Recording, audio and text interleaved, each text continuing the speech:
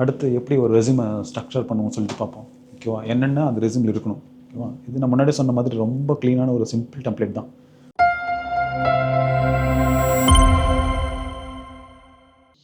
So contact இன்ஃபர்மேஷனில் முன்னாடி சொன்ன மாதிரி நேம், ஃபோன் நம்பர், லிங்க்டின் ஒரு ப்ரொஃபைல், அப்புறம் உங்களுடைய சிட்டி.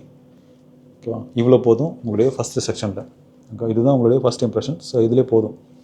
ரெண்டாவது உங்களுடைய ஸ்கில், அப்புறம் எக்ஸ்பீரியன்ஸ். ஸோ இது நீங்கள் ஆட் பண்ணணும். ஓகேவா, நீங்கள் வந்து கெரியரில் ஏதாச்சும் ஒரு அச்சீவ்மெண்ட் பண்ணியிருக்கீங்க அப்படின்னா அதையும் நீங்கள் ஆட் பண்ணிக்கலாம். இது எல்லாமே இருக்கும். இதில் நீங்கள் வந்து மினிமம் வந்து ஒரு 10 to 12 ஸ்கில்லாச்சும் ஆட் பண்ணுங்கள். இதில் வந்து ப்ரியாரிட்டைஸ் இருக்குது. ஓகேவா, எந்த கம்பெனி வந்து கண்டென்ட் க்ரியேஷன்ஸ் கொடுக்குறாங்க அப்படின்னா அப்போது கண்டென்ட் க்ரியேஷன்ஸ்க்கான ஸ்கில் எல்லாமே நீங்கள் டாப்பில் போட்டு வைக்கணும். யாருமே உங்களுக்கு 10 ஸ்கில்லை வந்து ஃபஸ்ட்டு பார்த்துட்டு பார்த்து இல்லையா. ஸோ அது பர்சனலைஸ்டாக தெரியணும் அப்படின்னா உங்கள் ஸ்கில் அவங்களுடைய ரோல்ஸ் அண்ட் ரெஸ்பான்சிபிலிட்டிஸ்க்கு ஸ்டார்டிங்கில் மேட்ச் ஆகிற மாதிரி நீங்கள் மாடிஃபை பண்ணணும். ஓகே, ஒரே ஒரு டெம்ப்ளேட்டை க்ரியேட் பண்ணிவிட்டு அடித்து நாக் அவுட் பண்ணக்கூடாது எல்லாருக்குமே.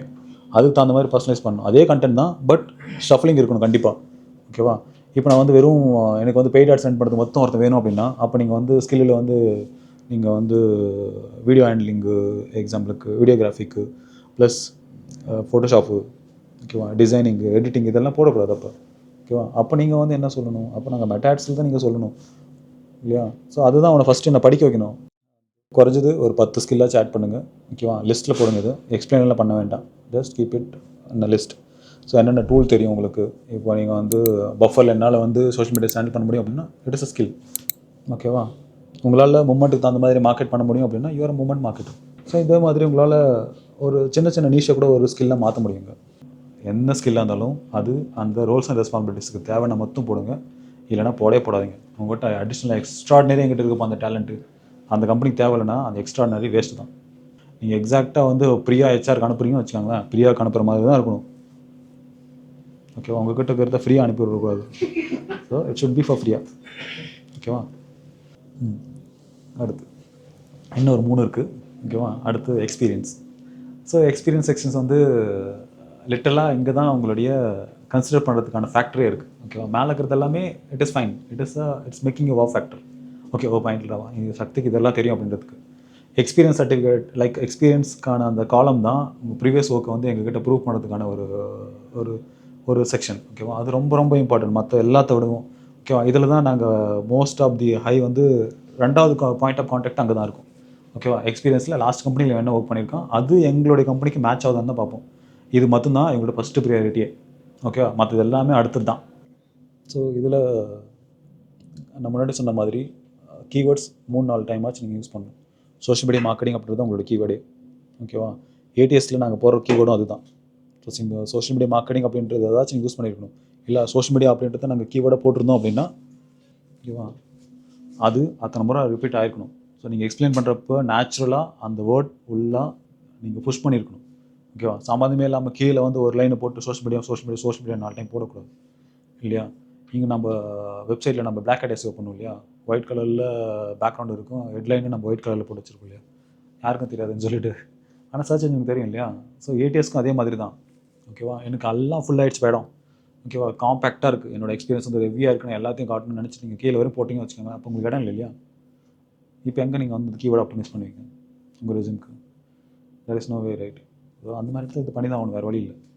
ஸோ கண்டிப்பாக உங்களுடைய கீவேர்டை என்கரேஜ் பண்ணுங்கள். குறைஞ்சது 3-4 டைம் அந்த கீவேர்ட் கண்டிப்பாக இருக்கணும். சோஷியல் மீடியா இருந்தே ஆகணும். ஓகேவா, அது இல்லாமலாம் நீங்கள் நான் பண்ண எக்ஸ்பீரியன்ஸ் எல்லாம் க்ளீனாக போகிறோன்னு சொல்லி போட்டு நீட்டாக போகிறோன்னு சொல்லிட்டு அதெல்லாம் விட்டுட்டிங்க அப்படின்னா அது கண்டிப்பாக ஏடிஎஸ்லேருந்து வெளியே வரவே வராது. It is all going to waste. அப்புறம் நீங்கள் பண்ண ஒர்க்கான ப்ரூஃப் எல்லாமே கொடுக்கணுங்க. ஓகேவா, நான் வந்து 2 மில்லியன் வர வச்சேன், 5 மில்லியன் என்னோட வீல்ஸ் வந்துச்சு அப்படின்னா தட்ஸ் ரிக்வயர்டு ப்ரூஃப். ஓகேவா, யாருமே ப்ரூஃப் இல்லாமல் உங்களை நம்ப மாட்டாங்க இல்லையா. இப்போ நீங்களே வந்து இப்போ எக்ஸிக்யூட்டிவாக போகிறீங்க, இப்போ யஷ்வந்த் சொன்னார் இல்லையா, அவன் 8 மில்லியன் அச்சீவ் பண்ணியிருக்கேன்னு சொல்லிட்டு it is very wow factor, right. யாரும் ஒன்றும் கன்சிடர் பண்ணுவாங்க இல்லையா. இப்போ அதை அவன் ப்ரூவ் பண்ணும் இல்லையா, இது என்னோட தான் சொல்லிட்டு. ஸோ அதை எப்படி ப்ரூவ் பண்ண முடியும் அவனால்? You need to give a link, right. So அந்த லிங்க் எல்லாமே நீங்கள் கொடுக்கணும். ஓகேவா, இது எல்லாமே ஹைப்பர் லிங்காக தான் கொடுக்கணும். லிங்க்குன்னு கொடுத்துட்டு நீங்கள் கிளிக் பண்ணுங்கள் பாருங்கன்னு சொல்லிட்டு. ஓகேவா, ஒரு பிடிஎஃப்பில் நீங்கள் எத்தனை லிங்க் வேணாலும் கொடுத்துக்கலாம், நோ லைக் ரெஸ்ட்ரிக்ஷன்ஸ். கிளிக் பண்ணால் அதை போய் வெரிஃபை பண்ணணும். ஓகேவா, இப்போ நீங்கள் சோஷியல் மீடியா பேஜஸ்லாம் ஹேண்டில் பண்ணிங்க அப்படின்னா சோஷியல் மீடியா பேஜஸ் வந்து நேம் மட்டும் போட்டுறக்கூடாது, you need to give a link also. அடுத்து எஜுகேஷன்.